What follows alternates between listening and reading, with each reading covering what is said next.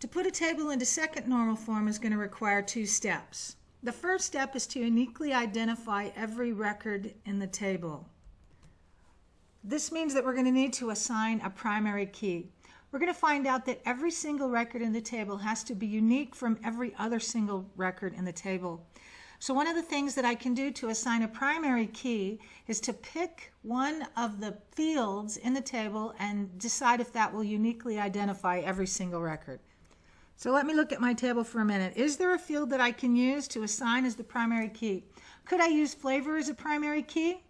Probably not, because I can see two records that have pork and two records that have chicken. And the primary key has to be a unique value for every single record. Could I use expiration date? Once again, no. I see duplicating expiration date. I see duplicating store numbers.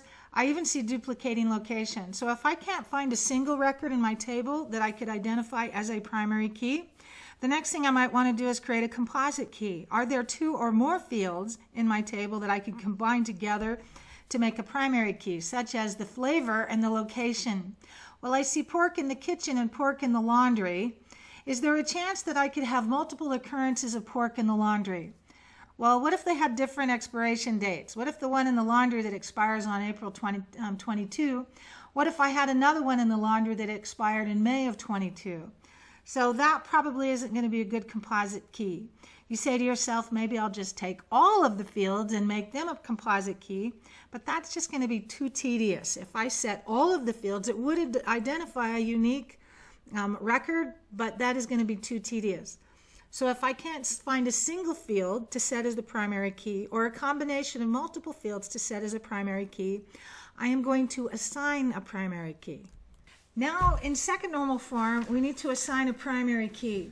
And the textbook is chose to assign a composite key using the artist code, the album number, and the song name. Those three fields combined together are going to create a composite key for our song table in our book. Imagine for just a minute, Weber State University must have a student table. What do you think is the primary key for Weber State's student table? Hopefully you said your W number. I'm sure the United States government even has some kind of a U.S. citizen table, and the primary key on that U.S. citizen table is probably Social Security number. So if I'm going to create a primary key, I can actually just make up the number. Hopefully it will be sequential. So I'm going to add a primary key to my top ramen table, and I'm just going to create a sequential value that I'm just going to make up. So I have added a primary key as the first column in my table, and then I've assigned a unique identifier or a unique number to every single one of the 8 records that I have in my table. So I'm going to give you a few minutes. I want you to come up with a primary key. You can either choose one or more columns within your table to assign as the primary key, or you can just create your own primary key as the first field in the table. If you choose to use one or more columns within the table, you might just want to put a PK right over the top of the field name, just so we can identify it as the primary key. As I said before, there's actually 2 things that we need to do in order to put a table into second normal form. The first thing is to uniquely identify every single record in the table. The second thing that we're going to do is try to remove redundant or repeating fields, because redundant fields will take up a lot of space. So if you remember the conversation that we had about ASCII and extended ASCII and Unicode back in chapter 4, you're going to remember that in, let's say, extended ASCII, we use 8 bits in order to represent a single character, like the letter A. 8 bits, that's the same as 1 byte. So if I have a field that is 50 characters long or 50 in width, that's going to require 50 bytes worth of data just for that one cell. If I have 1,000 records, well, that's 50,000 bits, but if I have 1,000,000 records in my table, that's going to be a lot of information, especially if that 50 character field is duplicating information over and over again.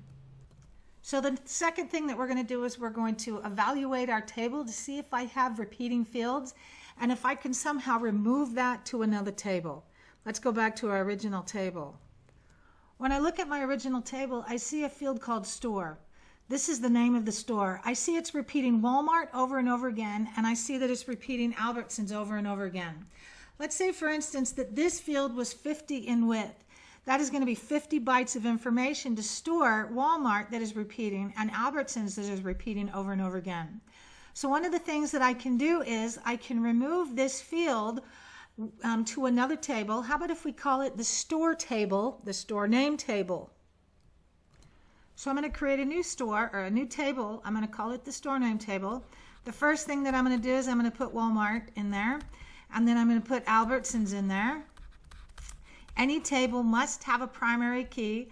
So what I'm going to do is I'm going to add a primary key here. Let's say that this is S01 for store 01, S02 for store 02. If I make the numbers 2 digits like 01 and 02, that means that I can have up to 99 stores in this table. And since I shop in a pretty close-knit area, there's not 99 grocery stores that I could buy Top Ramen, even if I were getting them at all of the 7-Elevens and the convenience stores in the area. So every single table has to have a primary key, and then this field is going to be the name of the store. What I'm going to do now is I'm going to go back into my original table, and wherever I find Walmart in my original table, I'm going to replace it for what would be or what is the primary key. Every time I find Albertsons, I'm going to replace it with an S02.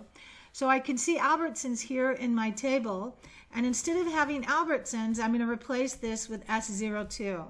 This will be S02, S02, and S02. And then I'm going to go up to the top and I'm going to replace all of the Walmarts with S01. And we're going to find out that I could take a field that should be 50 characters long and I can replace it now with a field that is 3 characters long. That means that instead of 50 bytes, it is 3 bytes. Which means that if I have 1,000 records instead of 50,000 characters or 50,000 bytes of storage, I only need 3,000 bytes of storage. And as you can see, I have drastically reduced the potential size of my database just by removing redundant fields into a table all on its own. Now, of course, you may be thinking that in the table that I built for the store name, that this column or this field is 50 characters long. But if you notice, I only have 2 of them in here. Instead of having the 8 of them that were in my original table, now I only have 2 fields that are actually 50 characters long. 2 records. And in theory, even if I had all 99 stores, there's a good chance that if I had 1,000 or 2,000 or 10,000 records in my original table, that having 99 or 100 records in that second table, in my store name table, is not going to take up near the space that having 50 characters in my original table would take up. So I want you to notice in the textbook, if you look at the bottom of page 221, we can see that our textbook author have stripped out 2 redundant fields. So they've created an artist table, and this is at the bottom of page 221. They've created an artist table and an album table, because we can see that the artist name is repeating over and over again, and the album name is repeating over and over again in the original table. And so by stripping out those large redundant fields into tables of their own and replacing the artist name with its artist code and replacing the album name with an album number, we are able to drastically reduce the size of the original table. So I want you to take a few minutes and see if you can find 1 or more tables in your original table, 1 or more fields in your original table that has a lot of repeating redundant information, and I want you to strip it out into a table of its own and replace that original field with the primary key. Now, the one thing that I would caution you against is when I look at my original table, I see that flavor is repeating.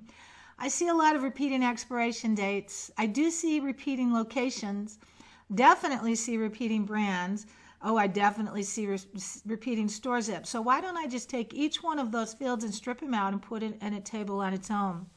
Now, granted, that probably would reduce the size of the original table, but the one thing that I would caution you against is that every time I strip information out of my original table, and then I have to query the database to try to pull information out of it, all of the tables that I have pulled out are going to reduce, or I should say increase, the amount of time that it's going to take to query that table. So the database administrators are walking a fine line between reducing redundant fields in the original table in order to reduce the size of the database as a whole and maintaining the efficiency or the speed at which the queries return. The more tables that I strip out, the longer that it's going to take to query a database.